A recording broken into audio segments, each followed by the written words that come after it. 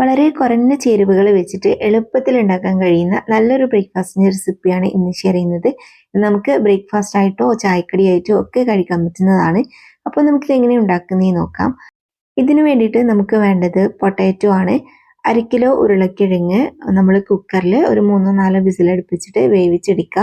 വേവിക്കുന്ന സമയത്ത് കുറച്ച് ഉപ്പും മഞ്ഞളൊക്കെ ഇട്ട് കൊടുത്തിട്ടാണ് വേവിക്കാൻ. എന്നിട്ട് അതിൻ്റെ ചൂടെല്ലാം പോയതിന് ശേഷം തൊലിയൊക്കെ കളഞ്ഞിട്ട് ഇതുപോലെ നല്ലതുപോലെ ഉടച്ചെടുക്കണം. ഇത് നന്നായിട്ട് ഉടച്ചെടുത്തതിന് ശേഷം നമ്മൾ ഇതിലേക്ക് ചേർത്ത് കൊടുക്കുന്നത് അരിപ്പൊടിയാണ്. 4 ടേബിൾ സ്പൂൺ അരിപ്പൊടി ഇതിലേക്ക് ചേർത്ത് കൊടുക്കുന്നുണ്ട്. ഇനി നമ്മൾ ഇതിലേക്ക് ഒരു ഉള്ളി ചെറുതായിട്ട് കട്ട് ചെയ്തതും 2 പച്ചമുളക് ചെറുതായിട്ട് കട്ട് ചെയ്തതും പിന്നെ 1 ടേബിൾ സ്പൂൺ ഇഞ്ചി വെളുത്തുള്ളി ചതച്ചതും കൂടി ഇതിലേക്ക് ആഡ് ചെയ്ത് കൊടുക്കാം. എന്നിട്ട് ആവശ്യത്തിനുള്ള ഉപ്പ് ചേർത്തിട്ട് നമുക്ക് നന്നായിട്ടൊന്ന് മിക്സ് ആക്കിയിട്ട് എടുക്കാം. അപ്പോൾ ഉപ്പ് ചേർക്കുമ്പോൾ ഒരുപാട് കൂടി പോകരുത് കേട്ടോ. നമ്മൾ ഉരുളക്കിഴങ്ങ് വേവിക്കുന്ന സമയത്ത് ഉപ്പിട്ട് കൊടുത്തിട്ടുണ്ടല്ലോ, അതുകൊണ്ട് നമ്മൾ കുറച്ച് മാത്രം അരിപ്പൊടിക്കും മസാലക്കും വേണ്ടിയിട്ട് കുറച്ച് മാത്രം ചേർത്ത് കൊടുത്താൽ മതി. ഇത് നമ്മൾ ചപ്പാത്തി മാവൊക്കെ കുഴക്കുന്നത് പോലെ ഇതേപോലെ നന്നായിട്ട് കുഴച്ചെടുക്കണം. ഇനി നമുക്ക് ഒരു ചപ്പാത്തി പലകയിലോ അല്ലെങ്കിൽ ഏതെങ്കിലും ഒരു പ്ലേറ്റിലോ കുറച്ച് ഓയിൽ സ്പ്രെഡ് ചെയ്ത് കൊടുത്തിട്ട് ഇതേപോലെ ഒന്ന് റോൾ ചെയ്തെടുക്കാം. എന്നിട്ട് റോൾ ചെയ്തെടുത്തതിന് ശേഷം നമ്മൾ ചെറിയ ചെറിയ കഷ്ണങ്ങളാക്കിയിട്ട് കട്ട് ചെയ്തെടുക്കാം. അപ്പോൾ ഇതാ ഈ ഒരു കട്ടിയിലാണ് ഞാൻ കട്ട് ചെയ്തെടുക്കുന്നത്. വല്ലാണ്ട് നേരിയതായി പോരുത് കേട്ടോ. ഈ ഒരു കട്ടിയിൽ വേണം നമ്മൾ കട്ട് ചെയ്തെടുക്കാൻ വേണ്ടിയിട്ട്.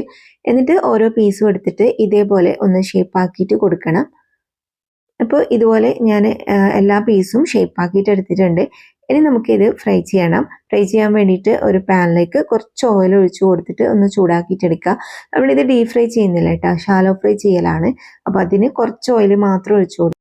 ഞാനിതിലേക്ക് 4 പീസ് ഇട്ട് കൊടുത്തിട്ടുണ്ട്. നമുക്കിത് ഹൈ ഫ്ലെയിമിൽ ഇട്ടിട്ട് തന്നെ ഫ്രൈ ചെയ്യാം കേട്ടോ. നമ്മൾ ഉരുളക്കിഴങ്ങെല്ലാം ഓൾറെഡി കുക്കായതാണ്. അപ്പോൾ അരിപ്പൊടി മാത്രം ജസ്റ്റ് ഒന്ന് ഫ്രൈ ആയിട്ട് കിട്ടിയാൽ മതി. അപ്പോൾ അതിന് നമ്മൾ ഇതേപോലെ തിരിച്ചു മറിച്ചൊക്കെ ഇട്ടിട്ട് നമ്മൾ ഫ്രൈ ആക്കിയിട്ട് എടുക്കാം. ഇതുപോലെ നല്ലൊരു കളറിൽ നന്നായിട്ട് നല്ല ക്രിസ്പി ആയിട്ട് ഫ്രൈ ആക്കിയിട്ട് എടുക്കണേ, എന്നാലാണ് ഈ ഒരു സ്നാക്ക് നല്ലൊരു ടേസ്റ്റ് ഉണ്ടാവുക.